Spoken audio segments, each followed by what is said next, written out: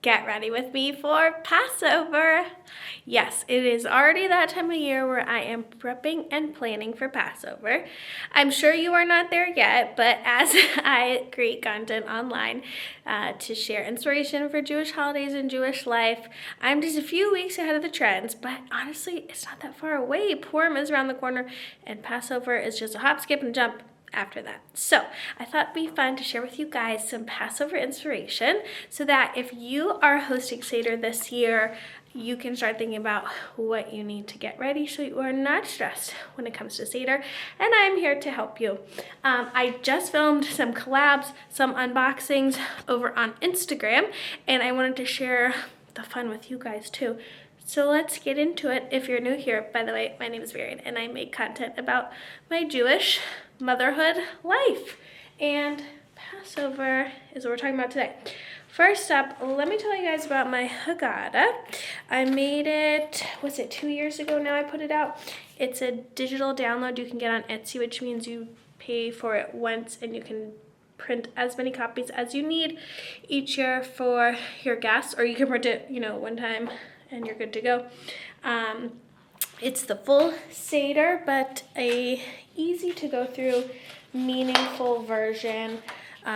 Some people always ask me, is it a kid Seder? I actually have a separate kids Haggadah, like a 10-minute, super fun, easy, kid-friendly, like little kid-friendly Haggadah. This is like a family or adult Haggadah. But it will take you through the Seder in about 20 minutes, 30 if you do like all the singing. You can stretch it out. There's lots of like questions to ask your guests and things like that. But it's simple, easy, meaningful, and I think very beautiful. So if you need a Haggadah, first stop is my Etsy store. I'll share with you guys my table setup for Passover to inspire you guys for that. But before we get into that, I do want to share with you guys a new Jewish Joy tool that just came out. I am going to pop back to when I unboxed and opened it yesterday, so let me jump to that and I'll jump right back. Okay, I'm so glad I'm catching up with you guys today also because I just got this amazing resource in the mail today called Joyful Jewish Rituals to Fill Your Cup. It's by Recustom and reformjudaism.org. They reached out to me to see if I'd be interested in sharing this with you guys, and I was like, absolutely, because I am all about Jewish joy, as you well know. One of my core Jewish life beliefs is that happiness and joy begin with gratitude. That is something that's just been ingrained in me since Jewish day school, learning every morning why we're praying, why we're being thankful, to increase our joy. The more that we feel the gratitude, the more we feel the joy, if that makes sense. So this book is all about finding your joy through Jewish custom and ritual in a way that is simple, easy, and accessible. I'll flip through so you guys can see, but it takes all the aspects of your days, time of the year, and the Jewish rituals that exist in those spaces of time and place to help you access in a way that's meaningful, spiritual, and helpful for you. So there's different types of meditations. They're all based on Jewish prayers, ancient Jewish rituals, but a way to make them modern and accessible and usable for you. So things like waking up in the morning, gratitude journaling, a prayer for washing hands. And if you're Jewish, you are probably recognizing that this is based on Jewish rituals and Jewish prayers that already exist, and just a way to make them usable to a modern person, or a person who's learning about Judaism, or a person who wants to make Judaism more of a part of their life but maybe didn't grow up with it, or doesn't know how, or have forgotten how, or just isn't used to doing it this way. So I'm really thankful that these resources exist. This one's about hanging up a mezuzah. They get into music and community. As you guys know, community is a huge part of Judaism, and initially when they sent this, I was like, oh, I wonder if this is just a personal thing, kind of like a gratitude journal, or if it shares about Jewish community, because I always get asked all the time how to find a Jewish community that is one that fits you. I get that question all the time, and it's so hard because as much as I can give advice, it really is the personal experience. Anyways, there's parts of Jewish community in here, rituals to do with community, and then again throughout the day. So we've got bedtime reflections, closing reflections, the Shema. It begins with Modeh Ani. So I find resources like this really helpful because sometimes if you don't have a rabbi that you're close to or a synagogue that you're a part of, it is another thing I get asked all the time. People are like, what prayer book do you use? And I can tell you what prayer book my synagogue uses, but it's not the type of thing that you would like have at home and easily be able to use throughout your day in a meaningful way, if that makes sense. Versus something like this where you can take it, adapt it, and use it throughout your day to bring Jewish joy to yourself and your home. So I will put the link down below for this resource. Again, it's from reformedjudaism.org and Read Custom. It's a beautiful booklet. It's a digital one, so you can print it however you like. Let me know if you guys get it and if you like it and what parts you like best about it. I'm really curious how you guys use these kind of resources as well. I know for me, the morning tip of using the Modeh Ani prayer with accessing gratitude for the day has been a pretty nice way to wake up. So that's what's going on. Let's get back. Okay, next up, I just set a mock table. I set the table because my friends over at Sophistiplate sent me their disposable tableware, and this is the design they sent me for Passover. It's like a Grecian, really beautiful blue and white with gold highlights one. So they make disposable place settings. These are paper. And what I love about that is when you are hosting Seder, you know you are cooking, prepping, getting ready for so long. When it comes to the meal, after it's done, the last thing you want to do is dishes.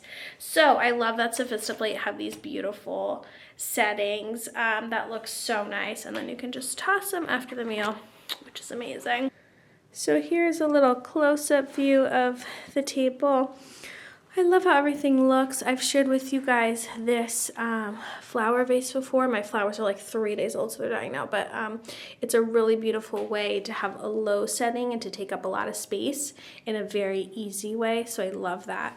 And yeah, here's how the rest of the table looks. Simple, but lots of pops and color and really beautiful.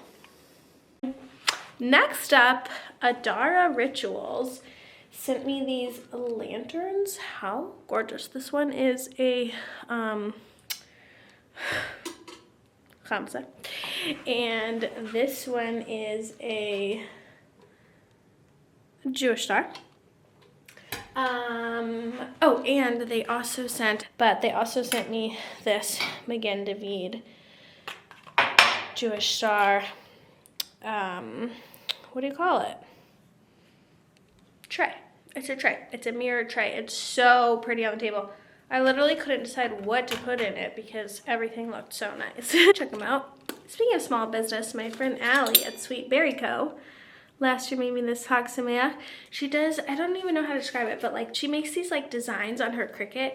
She does a lot of birthday party, what's it called? Like on the cake toppers, and then just like signs in general. So I also have a Shabbat Shalom one that she made for me that I pop into my flowers on a Friday night. So yeah, so that's the setup over here. I do need some actual flowers in that vase. I have been sharing the new Seder plate that Anthropology put out. It's actually in my basement right now because I already boxed it back up, but I'm gonna pop a little video right here of it. It's so pretty. I love when mainstream stores like Anthropology or Target put out Jewish holiday items. That just makes me feel so included, and it's so nice. I mean, I love supporting small Jewish businesses too, as you guys well know, but it's just nice to have like mainstream big box aesthetic trendy stores join in on the fun.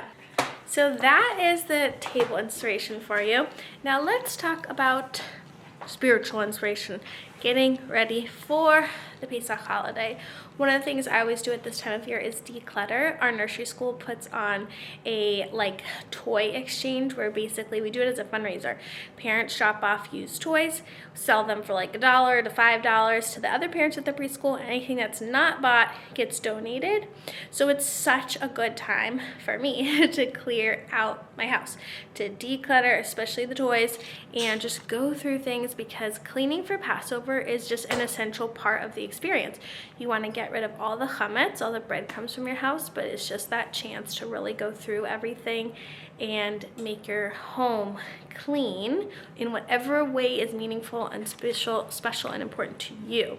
So for me, it's going through the kids' stuff, cleaning out their toys, and then the kitchen is the other big spot where I will first declutter, just take that opportunity once a year to go through my cabinets, make sure I don't have duplicates of things, make sure things aren't broken, and get rid of stuff. It also times out nicely back to toys because my kids' birthdays are in like the fall, winter.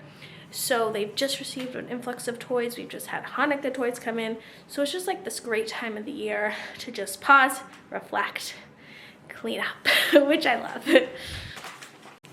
So that's everything I got going on in my home in this early Passover prep mode. I hope I've inspired you to start getting going on it so you can just enjoy the holiday when it arrives. Thank you so much for watching this. I will see you in the next one. Bye!